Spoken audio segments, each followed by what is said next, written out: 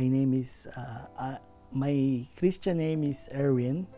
Now I have a Muslim name. My name now is Abdul Rahman. Yes, and I have been in Bahrain for 24 years now. Yeah, and yeah, recently last year September I converted to Islam. It's not like a spur of the moment, since I've been here for a long time. I have been approached by my colleagues and at work regarding Islam. Long time, maybe 20, long time, like 20 years back, and yeah. So my knowledge in Islam is like it's slowly growing, steadily growing. It's not like one night I decided, or just I decided like that. It's not like it's gradual, like a steady flow of water, but not falls where you just jump and then you feel you're different. That's my story. And yeah, people, yeah, the question, like, actually there's not much difference when I feel, because the way the things we do in Islam, my friends keep telling, you're already a Muslim, because they see how I do my things I do at work, or do what I do in my life. It's like, you're already a Muslim, why you're not doing these things and that? So there's not much difference when I converted last year. Yes.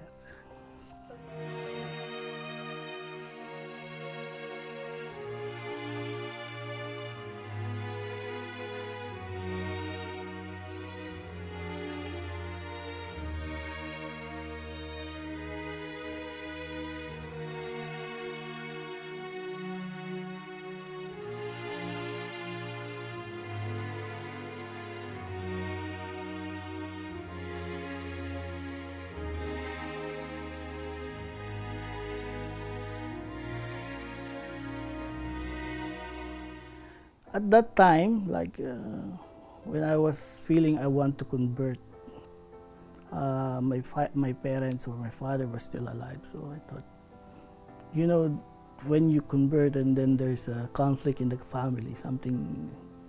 So I decided to not time. Then yeah, somehow maybe now time is right. It's okay. Anyway, that's how. And it's all easy. It's like you just, there's no conflict, there's nothing. It's just, it is just water overflowing the glass. There's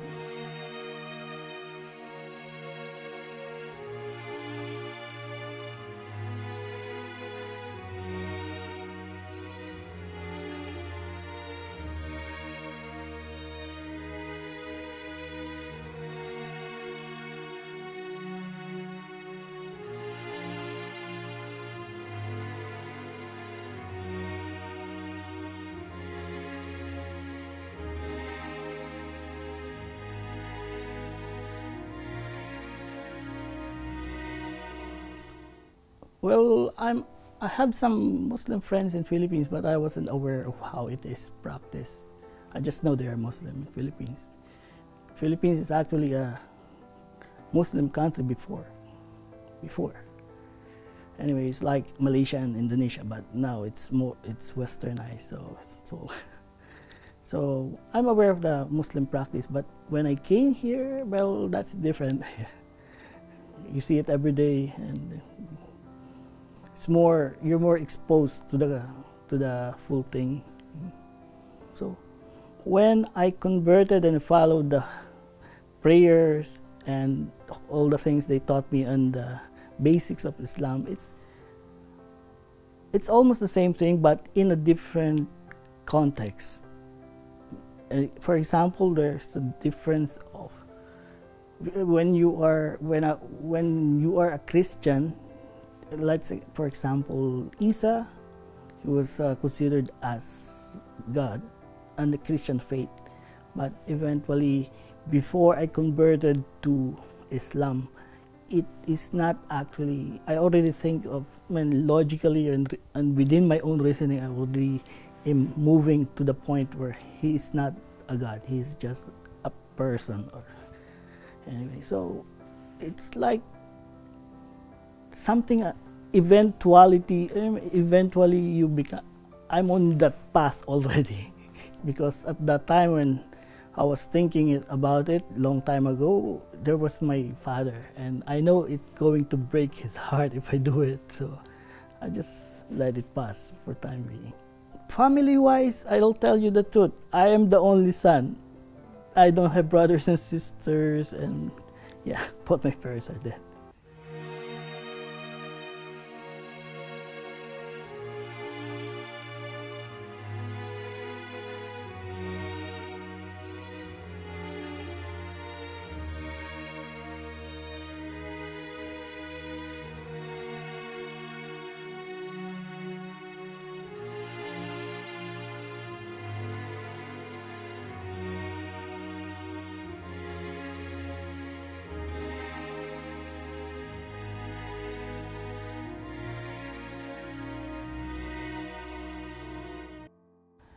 It is a way of life that you submit yourself to Allah. It's not the way it is projected, what you see in the news or in the social media. You have to experience it yourself. The way you can convince people is you have to show the good thing that happened to your life. You have to show them the examples, what happened if some changes in your life or something. It's like giving an example. This is how Islam conduct yourself in public or out of public eyes. That this is how Muslims live their life based on Allah's teachings. Or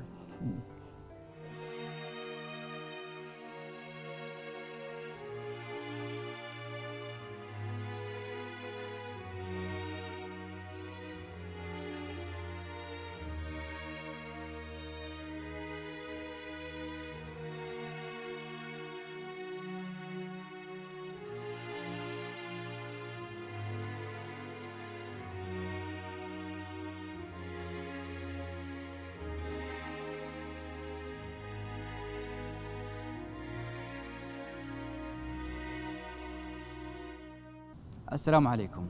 Now we're going to talk about a prerequisite to doing the da'wah. We say that you cannot give what you don't have.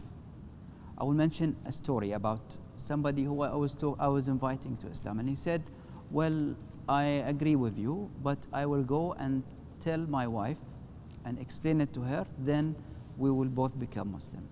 What I told him is, you cannot convey what you do not know exactly, what you have not experienced. You have not experienced becoming Muslim yet.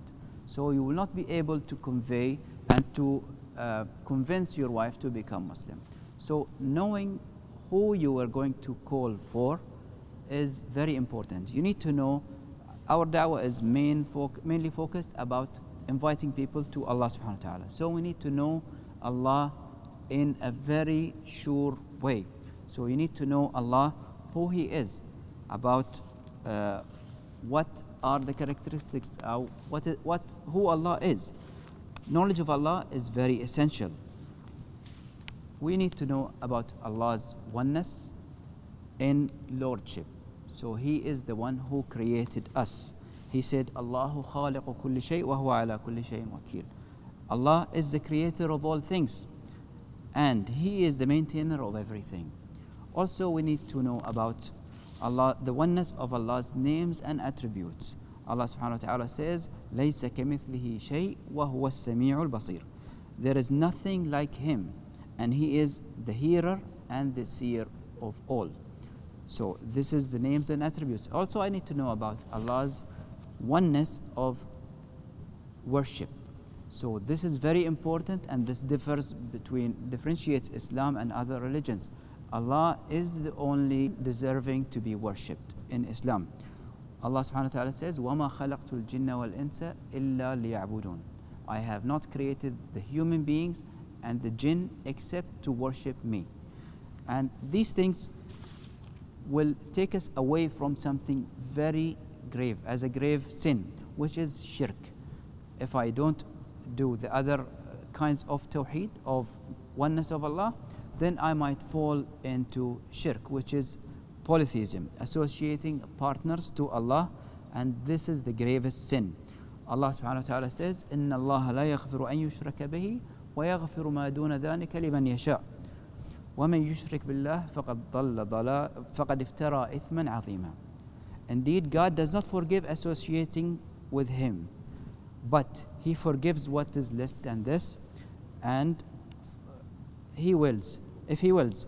And he who associates others with God has certainly committed a tremendous sin.